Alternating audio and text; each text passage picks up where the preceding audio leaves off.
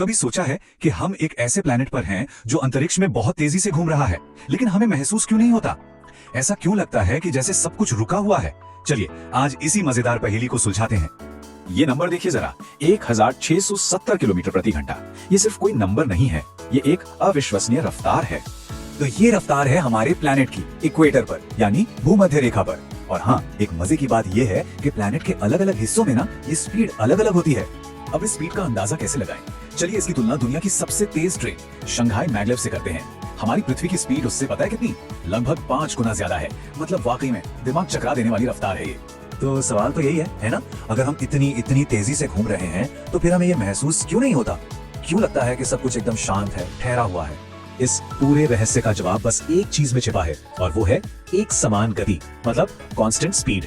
इसका मतलब सीधा सा है, पृथ्वी की स्पीड ना तो कम होती है, ना ज्यादा होती है, और ना ही उसकी दिशा बदलती है। बस एक ही फिक्स स्पीड से घूमती रहती है। अच्छा, अब इस कॉन्सेप्ट को ना थोड़ा और आसानी से समझते हैं। चलिए एक बहुत ही कॉमन सा एग्जांपल लेते हैं, बस की सवारी का।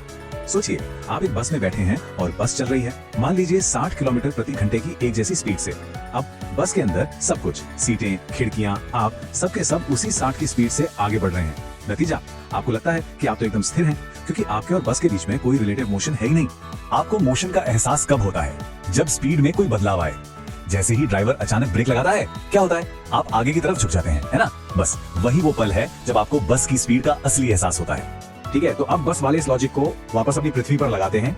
तो बात यह है कि हमें पृथ्वी का घूमना इसलिए महसूस नहीं होता क्योंकि हम हमारे चारों तरफ की हवा, घर, पेड़, पहाड़, मतलब सतह पर मौजूद हर चीज, सब कुछ एक साथ उसी कांस्टेंट स्पीड से पृथ्वी के साथ घूम रही है। अच्छा, अब यहाँ एक और सवाल दिमाग में आता है ना, कि अगर सब कुछ घूम रहा है तो जब हम कूदते हैं तो पीछे क्यों नहीं रह जाते? जवाब बहुत सिंपल है, आप ठीक उसी जगह पर आकर गिरेंगे जहां से आपने जंप किया था। लेकिन सवाल है, ऐसा होता क्यों है? वो इसलिए क्योंकि जब आप हवा में होते हैं ना, तब भी आपकी जो फॉरवर्ड मोशन है वो पृथ्वी के घूमने की स्पीड से जुड़ी रहती है। ये बिल्कुल वैसा ही है जैसे आप चलती हुई बस के अंदर कूदें और वापस उसी जगह पर लैंड करें। अब जरा एक पल के लिए सोचिए, क्या होता अगर ये स्पीड कांस्टेंट नहीं होती?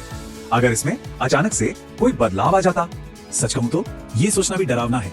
स्पीड में जरा सा भी अचानक बदलाव जमीन पर मौजूद हर चीज को अपनी जगह से उखाड़ फेंकता। नतीजा, पूरी तबाही। तो हमें शुक्रगुजार होना चाहिए कि हमारा प्लेनेट इतने आराम से और एक ही स्पीड में घूमता है। तो ये तो क्लियर हो गया कि हम इस घुमाव को फील नहीं कर सकते, पर इसका मतलब ये बिल्कुल नहीं है कि हम इसके असर को देख भी नहीं सकते। अरे, हम तो हर रोज पृथ्वी के घूमने का सबूत देखते हैं। सूरज का पूरब से उगना और पश्चिम में डूब जाना, रात को आसमान में चांद और तारों का अपनी जगह बदलना। ये सब क्यों होता है? क्योंकि हम घूम रहे हैं, वो नहीं। तो हमारे प्लेनेट का ये एक जैसा घूमना एक इनविजिबल फोर्स की तरह है, एक अनदेखी ताकत जो हमारी जिंदगी को मुमकिन बनाती है।